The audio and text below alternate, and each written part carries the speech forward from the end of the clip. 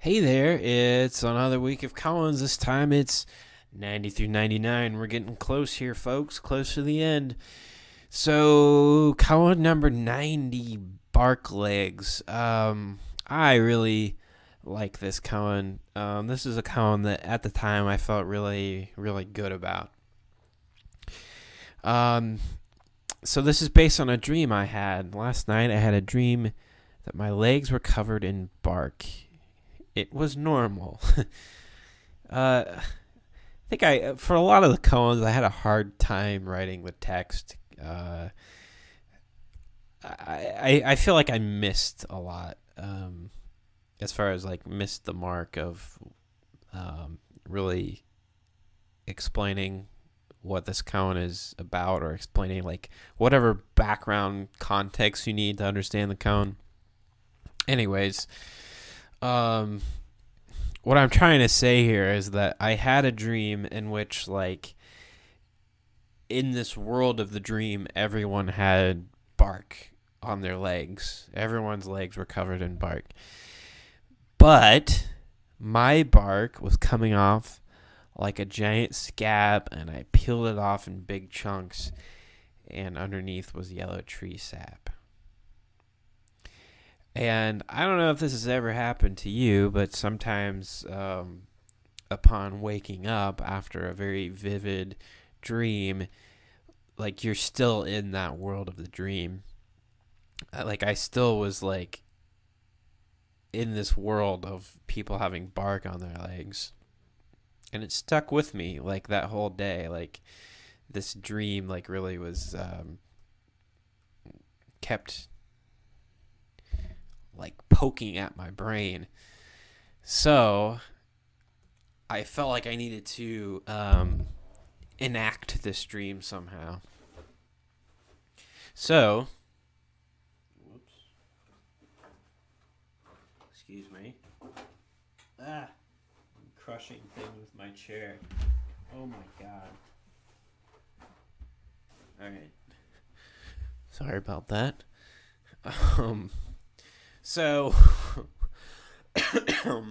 oh boy, what I decided to do is I had the idea to compare my actual leg to the bark of various trees. So I took pictures of several trees on campus, and then put those side by side with the same image of my leg.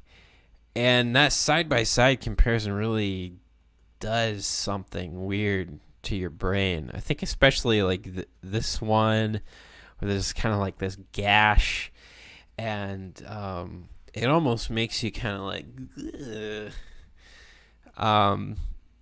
because brains are funny.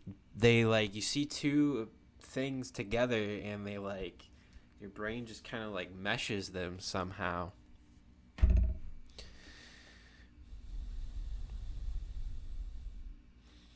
You know, like this becomes a knee somehow, and like just the different textures of the bark, like, you know, this like scaly skin.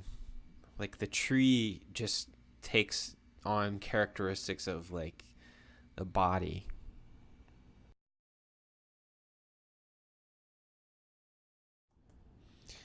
Cone number 91, Droplet. If I had to make a comparison, I would say that this cone is most similar to headphone rub and toe blood, in that it's just playing with some little thing and being kind of fascinated and mesmerized by just the physical motion of this thing. In this case, it's a little blob of water, a droplet of water, inside this water bottle. And I don't know how easy this is to see. I shot this in high definition, but when encoding it for web, it kind of lost some quality. So it might be a little difficult to actually watch what's going on here. But let me make sure I'm not covering up with my face here. I'm actually gonna whoop. make myself a little smaller so we can see. All right. So if you look closely, you can see right here a little blob of water, and I'm slowly rotating the bottle around and trying to like collect all of the other like little tiny droplets of water so they become part of this big blob. So it's kind of like a game, actually. In fact, there are I think lots of games like this where you are a thing and you become a bigger thing by collecting little things. And of course it's not really possible to collect all of them because as I'm moving the bottle around, it's leaving a trail of little droplets wherever the big one goes.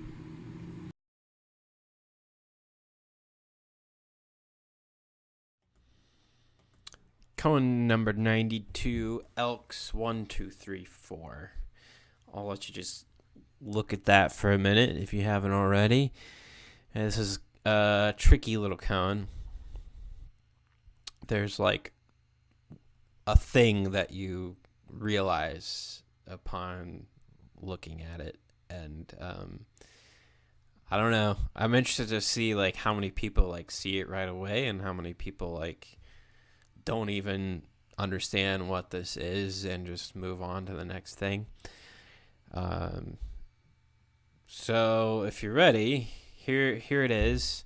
The title is Elks 1, 2, 3, 4, and this sign says Elks 1, 2, 4, 3, and which might seem like some stupid little trick I played, but I misread this sign for 3 years. That same exact marquee was there in Carbondale. I drove by that thing nearly every day.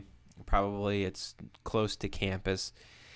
And for 3 years, I thought that sign said Elks 1, 2, 3, 4. And then one day, I realized it said 1, 2, 4, 3. Unless somebody's just fucking with me and change the numbers around. But I think I was just being like dyslexic for a long time. And I wanted to try to recreate that experience for other people.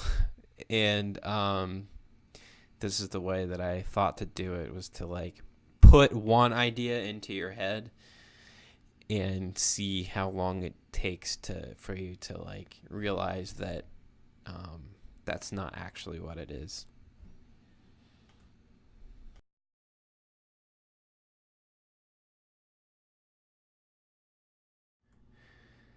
Koan number 93, not really pronounceable, but I'm just going to call it Derek.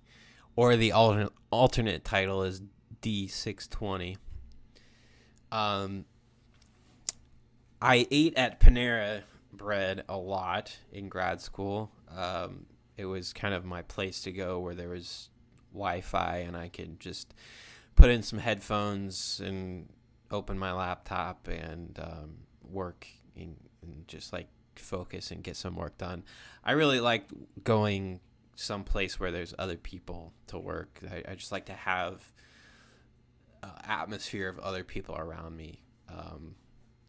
For whatever reason, it helps me focus more than just me being alone. Anyways, so I was at Panera a lot, and at Panera, when you order, they ask you your name, and then they type it in, and then that's printed on this kitchen bump ticket, which comes on your tray when you get your food. And almost always my name was spelled wrong. And that's fine. I'm not being like, oh, you're spelling my name wrong. But I just like found it really interesting. All of the different spellings of Derek. There were 10 different spellings that I collected over the years. Are these in chronological order? Yes, I think they are. So from October 2010 to May 2012, I collected a total of 51 tickets. And so among those, there's all these different spellings of Derek. And then 3 times people just misheard what I said and typed in Garrett, Jared, or Jerry. The title is a regular expression, which is a programming thing where you can write a little string of letters and symbols that will match certain patterns.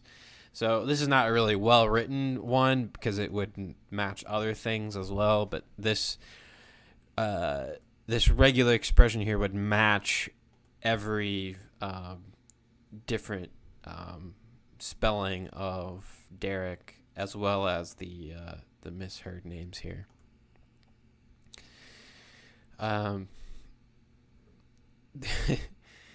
So yeah, there's a lot of stuff in here. Just archiving, just collection of data, kind of obsessive collection of data. Walter Metz, who was the chair of cinema and photography, said about this cone something to the effect of, I went 100% of the way where he would have only gone 20%. I don't know what that means exactly, but like there's something here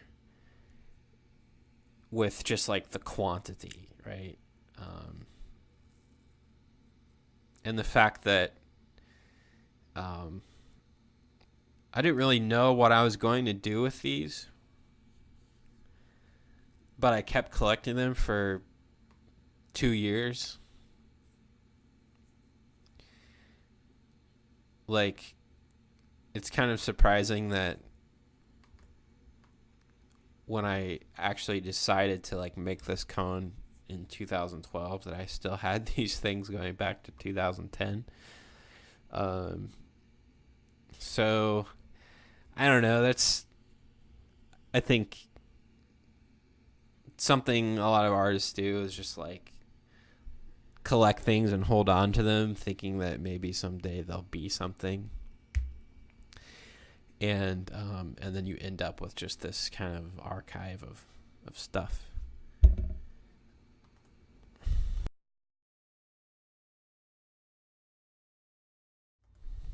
Cone number 94, putting Adrienne's art collection into storage. Adrienne is Adrienne Foster, who I've talked about a few other times in other Koans. She was my very close friend and collaborator during a certain period of grad school. Through various things that I won't talk about right now, it was a very confusing time. But we hadn't seen each other or talked to each other for a while at this point. And this was right before she moved away, right before she moved out of Carbondale. And so we felt like we needed to see each other once before she left. And she was like, well, I'm moving all of my art collection into a storage unit. You want to come help me move stuff? So I did, and it felt like a thing, right? First of all, there's this kind of surface level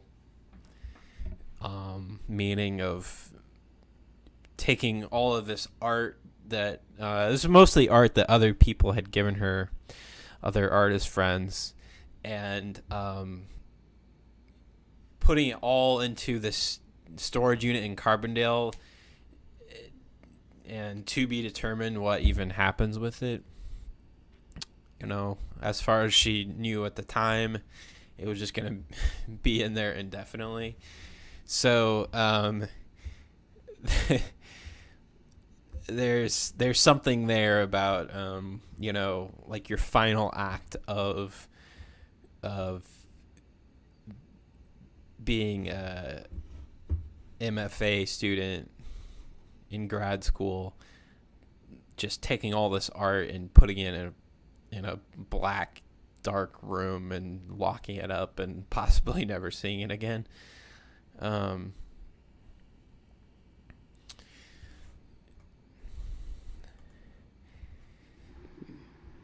I couldn't resist taking a little video of this. Along with the art, there was this bicycle, and so there's a little Duchamp reference there, because Adrienne and I are both very much influenced by Duchamp, but Adrienne especially. She wrote, I think, multiple research papers on Duchamp, and obviously a reference to his bicycle wheel on a stool,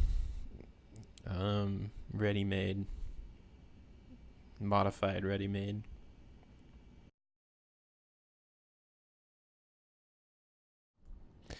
Koan number 95, Syncopation Fan. This, I guess I'm into making comparisons this week, but if I were to compare this Koan to a couple other Koans, I would say it's similar to way back to Koan number 19, Household Occurrences, which is a collection of just things happening in and around my apartment. And also, it's not a bug, it's a feature where with this commentary I talked about, like improvisatory exploration of a space by just moving the camera around. So that's kind of what's going on here. This fan was in Sylvia's parents' house in St. Louis, and it was quite wobbly. And I slowly zoom into it and just kind of like start exploring it and kind of like poking around it a little bit with the camera. It's sexy. We have this like fan kind of thrusting back and forth, this like thrusting, pounding, repeated motion, and then all these little tidbits, these little pieces, parts of the fan that I kind of like intimately explore with the camera.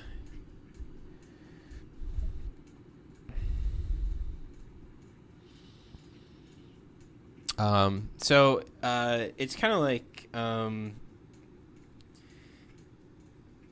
maybe influenced a little bit by early experimental films like Ballet Mécanique and things like that, where also, this kind of close-up exploration of objects to the point where they become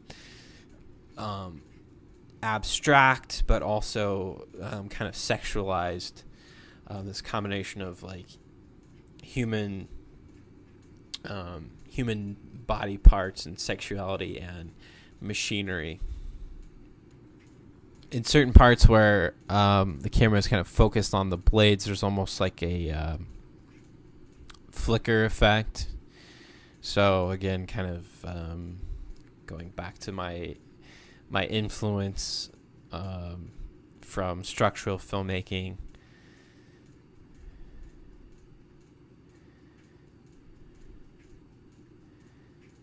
The camera kind of goes out of focus and it just becomes like a Tony Conrad black and white flicker film there for a minute.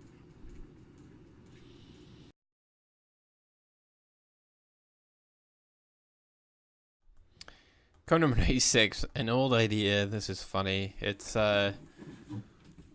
footage I shot when I was 16 years old. There's me in my bedroom looking quite young. What I like about this is that it's like a lot like some of the cones. I just turn the camera on and do something, and then you see up until me walking back and turning off the camera. I have no idea, though, like, what this was supposed to be. I had some idea for, like, a short film or something, I guess. And this was some footage for that totally unrealized project. I don't know what I was doing with these posters. It's so funny because, like, I'm, like, starting close up and zooming out, kind of the opposite direction of what I was talking about earlier with some of the other cones, but same idea of, like, going from, changing perspectives from close to far or far to close. I don't know. That's weird. I don't know if that's just, like, completely coincidental or if these ideas have been with me for a lot longer than I maybe thought they were.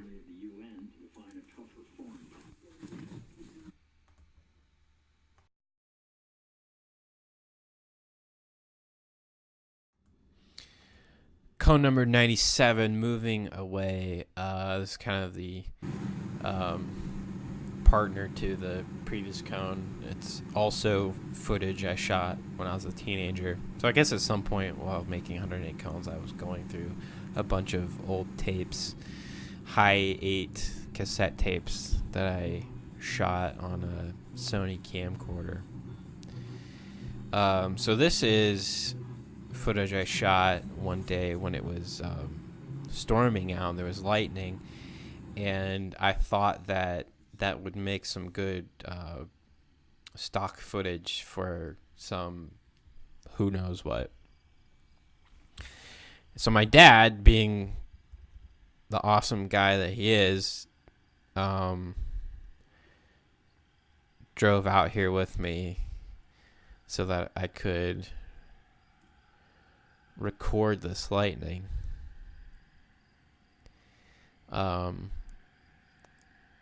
And my dad is, I have a lot more in common with my dad, I realize now, than I ever knew at the time growing up.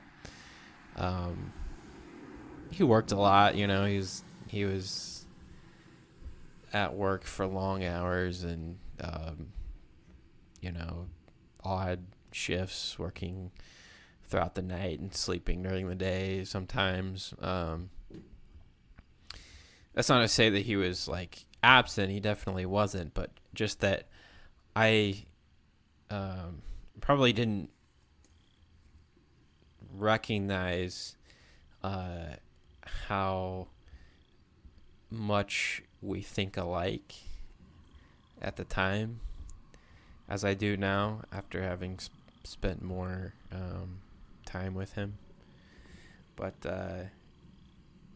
I really appreciate now the fact that he was willing to go with me on this kind of crazy excursion, whereas a lot of parents maybe would be like, what, you want to go out and record lightning? What? That's stupid.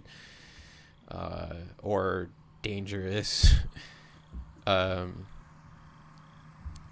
And what I really, really like about this is that somebody stops and asks if we're okay. And my dad talks to the guy and, like, kind of explains what we're doing, and, like, it's fine. And in other koans, like I've talked about last week with Shift, where people were walking by and talking to me and asking what I was doing, or Quick Pick Me Up, where I was, like, really self-conscious about what I was doing. Similarly here, I remember, even now, I remember being, like, anxious about this person pulling up and stopping and, like, asking if we're okay. Here it is here.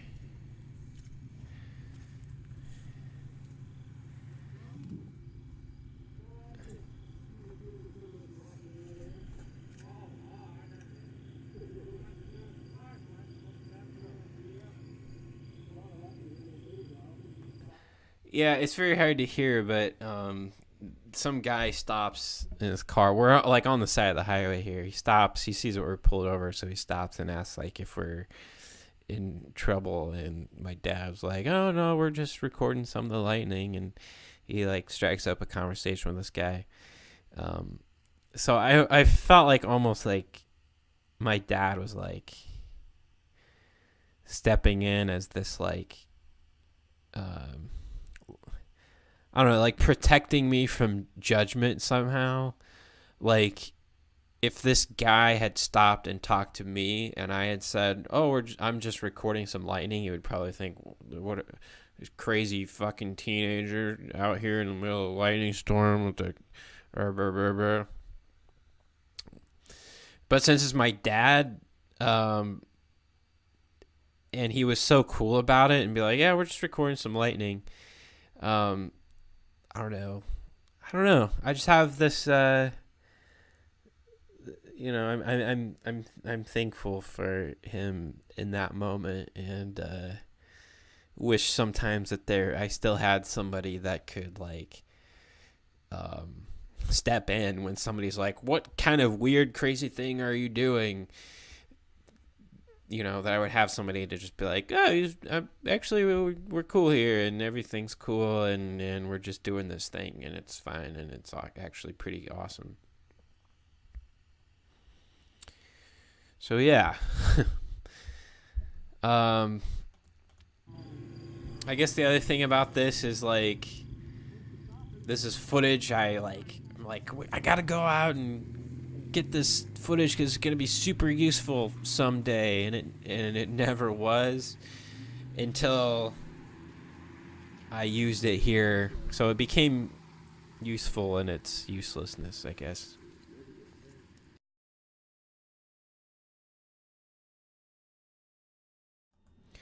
Code number 98, Hose Walk.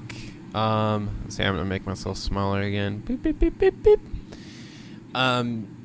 So in this koan, the screen's divided into two sections here. One close up of the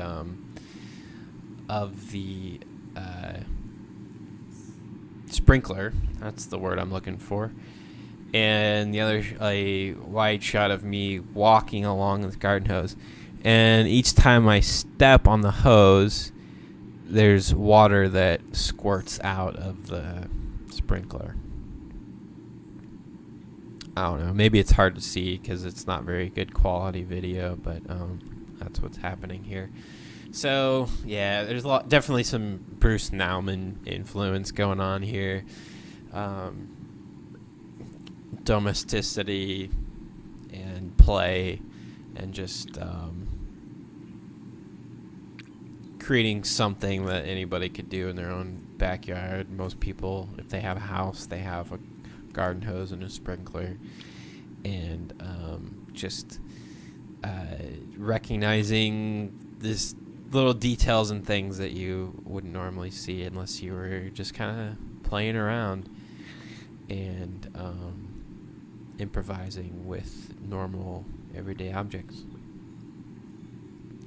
I like, that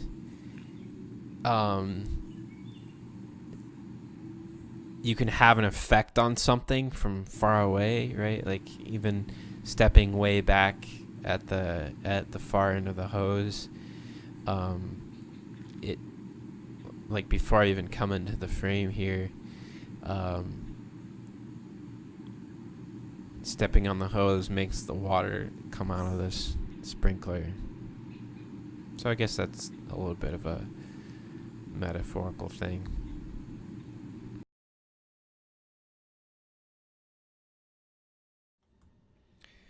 And finally this week, it's Koan number 99, No Disc, the kind of coda, the epilogue to the saga of the Holy Mystery of the Road CD.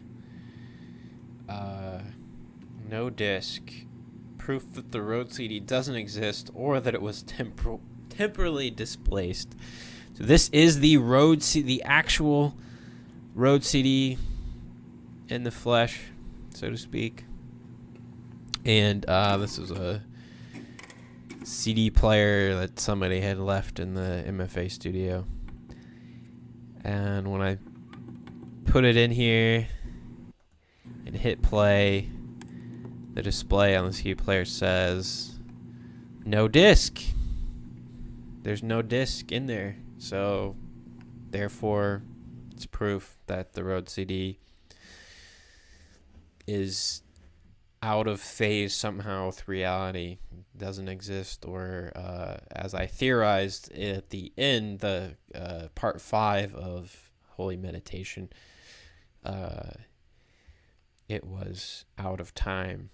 It had somehow looped back in time to the point where I initially found it. So there you have it, folks. Science.